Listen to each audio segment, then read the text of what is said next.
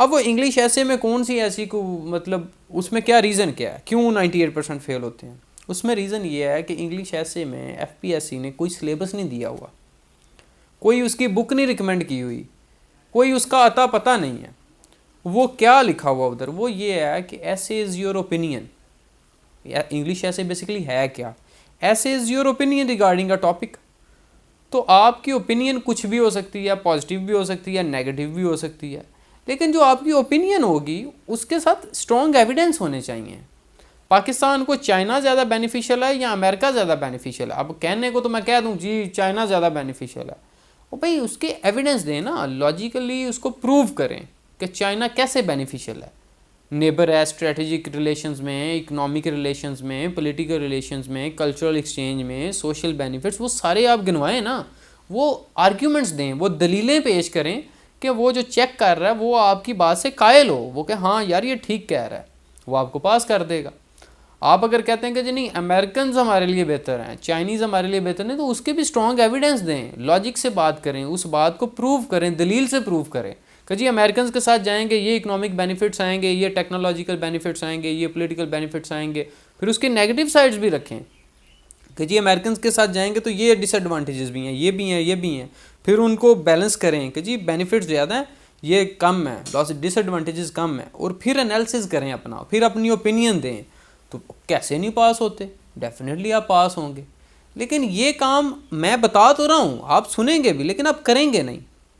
Reason क्या है? Reason ये है कि इसमें मेहनत लगती है, ये आपको इंटरनेट खंगालना पड़ता है, आपको किताबें पढ़नी पड़ती हैं, ये रिसर्च है। और पाकिस्तान में तो चलता है कॉपी पेस्ट। सारी पाकिस्तान की यूनिवर्सिटीज़ जो हैं, मैं भी इन्हीं यूनिवर्सिटीज़ की पैदावार हूँ, तो मैंने देखा है कि चले एहतियातन कह देते हैं 80% लोग कॉपी पेस्ट कर रहे होते हैं, असाइनमेंट्स कॉपी पेस्ट कर रहे हैं। और अल्लाह भला करे अब तो आर्टिफिशियल इंटेलिजेंस आ गई, चैट जीपीटी आ गई, अब तो मतलब इन्हीं के सहारे पे हैं। तो पहले तो चलें कॉपी पेस्ट करते पढ़ लेते थे कि कहीं कोई रेफरेंस ना हो, कोई विकीपीडिया से कॉपी पेस्ट करते कहीं वो ऊपर ब्रैकेटें श्रैकेटें ना हो तो उसको हटाना है, कोई वर्डिंग चेंज करनी। तो अब तो चैट जीपीटी आ गया, अब तो बस जैसे आया वैसे ही लगा दिया, तो अब तो वो सीन हो गया। तो सारी कौम जब कॉपी पेस्ट पे लगी हुई है तो पढ़ेगा कौन, रिसर्च कौन करेगा? जब रिसर्च नहीं करेंगे तो ऐसे फेल होगा। तो ये शो करता है 98% फेल होना, ये शो करता है कि पाकिस्तानी अवाम की 98% पॉपुलेशन की कोई ओपिनियन ही नहीं है, कोई उनकी अपनी ज़ाती राय है ही नहीं। उनको अगर किसी ने समझाया कि अमेरिकन अच्छे हैं तो वो उसी बात पे लग गए जी अमेरिकन अच्छे हैं। उनको अगर किसी ने समझाया जी चाइनीज़ अच्छे हैं तो वो उसी बात पे लग गए जी चाइनीज़ अच्छी हैं। उसकी अपनी कोई राय नहीं है, उसको अपना कोई पता नहीं है कि जी अमेरिकन हमारे लिए ज़्यादा फ़ायदेमंद हैं या चाइनीज़ ज़्यादा फ़ायदेमंद है। तो वो बस लोगों की बातों पे लगाओ, आप अपना मुहासबा खुद करें।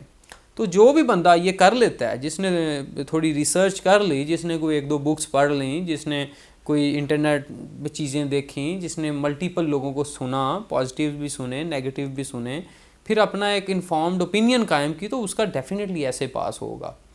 ऐसे में आपका नॉलेज ज़्यादा इंपॉर्टेंट है, इंग्लिश बाद में है। जिसकी नॉलेज बेस स्ट्रॉन्ग है ना, उसकी इंग्लिश भी ठीक हो चुकी होती है। मैं अक्सर लोगों से कहता हूँ कि जब आप CSS करते हैं, आप 12 टोटल सब्जेक्ट हैं, 1200 नंबर का, तो अगर आप एक एक बुक भी पढ़ेंगे, एक 100 नंबर के लिए एक बुक तो पढ़नी है ना, तो आप एक एक बुक भी पढ़ेंगे, 12 बुक्स आप पढ़ चुके होते हैं। आफ्टर रीडिंग 12 बुक्स आपकी इंग्लिश ठीक ठाक हो चुकी होती है। मेरे साथ ऐसे होता था कि मतलब मैं कोई सेंटेंस पढ़ता था तो मैं कहता था यार मुझे ये सेंटेंस ठीक नहीं लग रहा है, इसमें कोई गलती है। तो वो अनकॉन्शियसली वो पता चल जाता है कि इसमें गलती है, ये प्रेपोजिशन की इधर गलती है, ये हाल तो रूल्स याद करते हैं। प्रेसी के पेपर में मैंने कोई रूल नहीं था याद किया, बस मेरी वो सब कॉन्शियसनेस से ही वो पता चल जाता था इसमें ये गलती है, और वही होती थी तो वही निकलती थी। तो जब आप 12, 14, 15 किताबें पढ़ते हैं तो आपकी ओपिनियन एक डेवलप हो जाती है। फिर एक मसला ये भी है हमारा, मैंने जो अपनी जर्नी में देखा वो ये है कि लोग खलासे बचपन से तो खलासे पढ़ रहे हैं, बचपन से वो किताबें उनको तैयार हलवा मिलता है, सवाल लिखा हुआ नीचे जवाब लिखा हुआ, वही पढ़ लिया और वही पेपर में लगा दिया, पेपर नंबर आ गए। तो टेक्स्ट बुक भी लोग अब छोड़ते जा रहे हैं, टेक्स्ट बुक्स नहीं पढ़ते, वो खलासे लिए हुए हैं, वो खलासे पढ़ रहे हैं, और आगे भी वो कहते हैं जी हमें खलासे ही मिल जाए।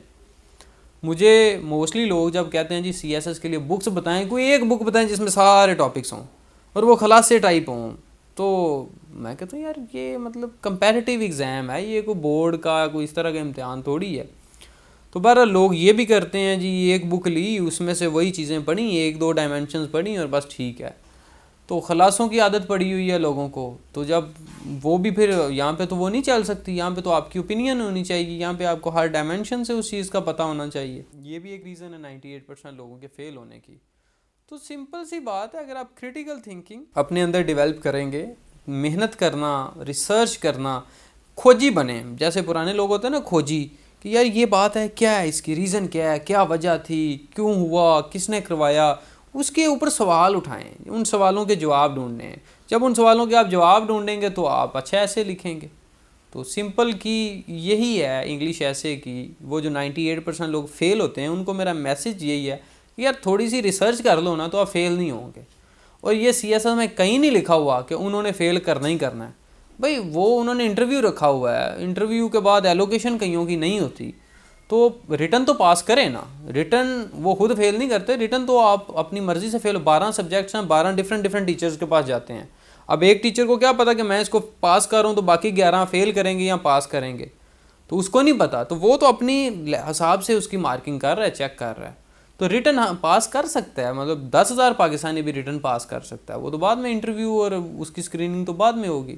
तो ये जो फेल होते हैं ये अपनी करतूतों की वजह से फेल होते हैं, और ये इसलिए फेल होते हैं कि ये बस इधर उधर से घूमे फिरे, सिगरेट पिया, क्लास में शुगल मेला लगाया और जाके पेपर दे दे, घर वालों को कह दे ओ जी पूरा पाकिस्तान फेल हो गया। वो लतीफ़ा भी आया कि जी वाले साहब पूछते हैं कि जी हाँ बेटा क्या बना, कहते जी इंजीनियर का बेटा फेल हो गया। कहता अच्छा तेरा क्या बना, वो डॉक्टर का बेटा होगा, तेरा क्या होना, अब तेरा भी फेल हो गया, जो इंजीनियर डॉक्टर का फेल हो गया तेरा भी फेल हो गया।